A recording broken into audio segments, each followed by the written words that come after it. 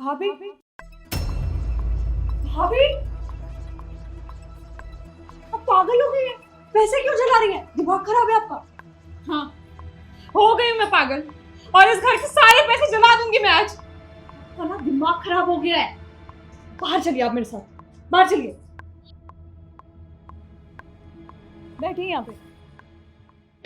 माँ, माँ एक बार बाहर आना, जल्दी। आई।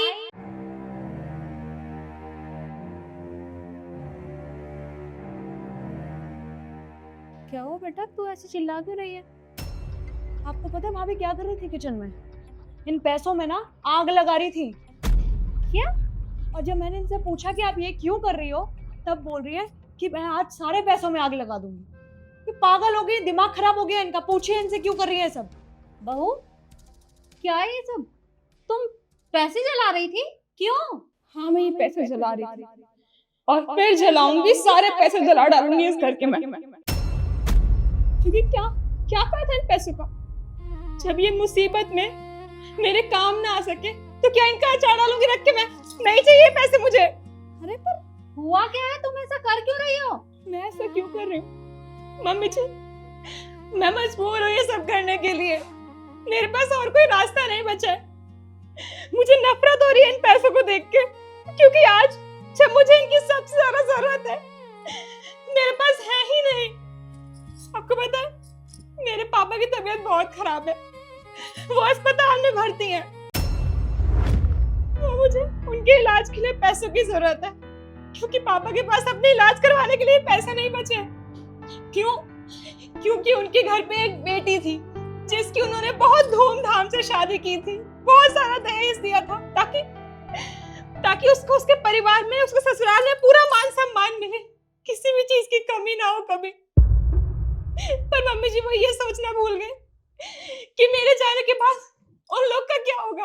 मेरे बाप ने बैंक से लोन लिया था, बहुत लोगों से कर्जे लिए थे।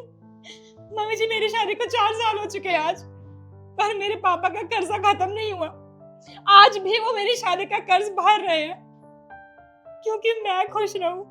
ये सब कुछ इसलिए कर रहे हैं ताकि उनकी बेटी खुश रहे, उसे कोई दिक्कत ना हो।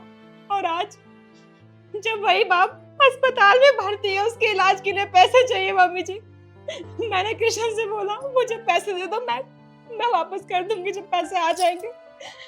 पर उन्होंने मुझे साफ इनकार कर दिया। उन्होंने कहा पैसे तो है ही नहीं, कहाँ से लेके आऊंगा, और तुम्हारा क्या भरोसा, तुम पैसे वापस करो ना करो। मम्मी जी, 4 साल हो चुके हैं मुझे इस घर में। मैं भी इस घर की कुछ लगती हूँ, इतना कुछ किया है मैंने सबके लिए, लेकिन आज जब मैंने कुछ मांगा तो उन्होंने सीधा मना कर दिया। मम्मी जी, मैं आपको कैसे बताऊं मुझे कैसा लगा उस समय। मुझे ऐसा लगा काश मैं भी पढ़ी लिखी होती, काश मैं भी कमा रही होती, तो मुझे किसी के आगे ऐसे अपने बाप के लिए झोली ना फैलानी पड़ती। मम्मी जी, आप बताइए मैं क्या करूं? आप भी तो एक बेटी है ना।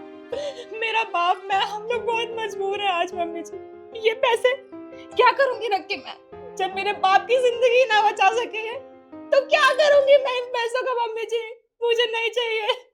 बेटा तू शांत हो, मैं अभी कृष्ण को बुलाती हूँ। शांत हो। कृष्ण, जल्दी बाहर आओ। जी मम्मी, आपने बुलाया? एक बात बता, नव्या ने तुझसे पैसे मांगे थे और तूने इसे मना कर दिया, क्यों?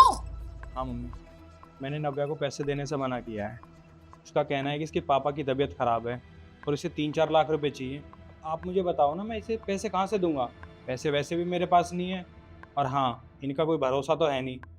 इसके पापा कुछ करते तो है नहीं। अब मैं आज पैसे दे दूंगा, क्या पता पैसे मिले मिले ना मिले, इसलिए मैंने मना कर दिया। कैसी बातें कर रहा है तू? तेरे पास अपनी पत्नी को देने के लिए पैसे नहीं है? ये कैसा पति है तू कि तेरे भरोसे इस घर में आई है और तू उसे पैसों के लिए मना कर रहा है? अरे तुझे शर्म आनी चाहिए। एक बात बता, क्या सिर्फ नव्या की जिम्मेदारी बनती है कि वो हमारा सबका ध्यान रखे? क्या तेरी इसके प्रति कोई जिम्मेदारी नहीं है कि तू भी इसके परिवार का ध्यान रखे?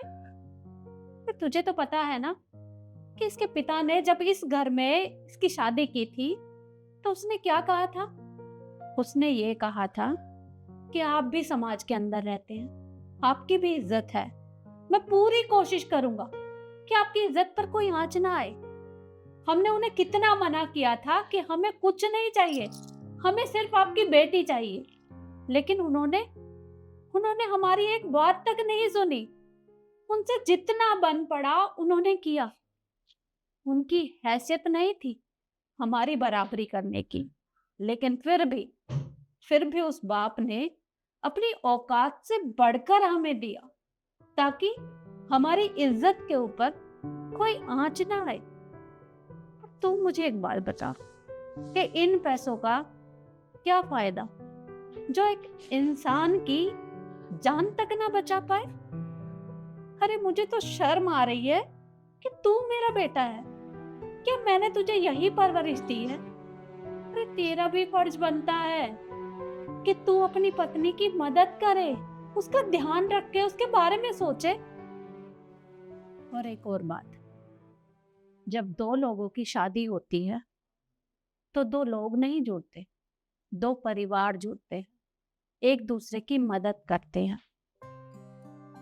जब तुझे नव्या की जरूरत होती है तो वो तेरे साथ खड़ी रहती है, पर आज जब उसे तेरी जरूरत है तो तूने अपने कदम पीछे हटा लिए। क्यों बेटा? अरे तुझे तो बिना किसी से पूछे उसकी मदद करनी चाहिए थी। मुझे तुझसे ये उम्मीद नहीं थी बेटा। और नव्या, तू मुझे एक बात बता, इतनी बड़ी बात हो गई और तूने एक बार भी मुझे बताना जरूरी नहीं समझा? तुझे तो पता है ना कि मैंने तुझे कभी अपनी बहू नहीं समझा, हमेशा अपनी बेटी की तरह प्यार किया है। पर तूने ये बात मुझे क्यों नहीं बताई? मम्मी जी, जब मैंने इनसे इस बारे में बात की, इन्होंने पैसे के लिए मना कर दिया, तो मुझे लगा आप भी तो इन्हीं की बात, आप इनकी बात सुनेंगे, और मुझे नहीं लगा था कि आप मेरा साथ देंगे, इसलिए मैंने आपको कुछ नहीं बोला। सही कहा तूने। इन 4 सालों में तू मुझे इतना ही समझ पाई है। मुझे लगता है शायद मुझ में ही कोई कमी हो गई, मैं तेरी माँ नहीं बन पाई। नहीं मम्मी जी, आप ऐसे मत बोलिए, आप में कोई कमी नहीं है, आप तो एक बहुत अच्छी माँ है। पर मम्मी जी, मेरा दिमाग खराब हो गया था, मुझे कुछ समझ नहीं आ रहा था। मेरे पापा अस्पताल में थे, पैसों का जुगाड़ कहीं से नहीं हो पा रहा था, इसलिए बस मैंने कुछ बोल दिया, मुझे माफ कर दीजिए। कोई बात नहीं बेटा, तू माफी क्यों मांग रही है? इसमें तेरी कोई गलती नहीं है और ये वक्त इन बातों का नहीं है। तू फटाफट हॉस्पिटल जा और अपने पापा का इलाज करवा। उनके इलाज में जितने भी पैसे चाहिए होंगे वो मैं दूंगी।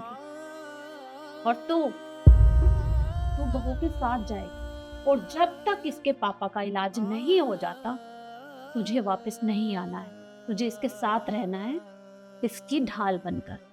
जा इसके साथ। जी मम्मी, मैं अभी जाता हूँ। चलें ना मम्मी? जाओ, जल्दी जाओ। जी।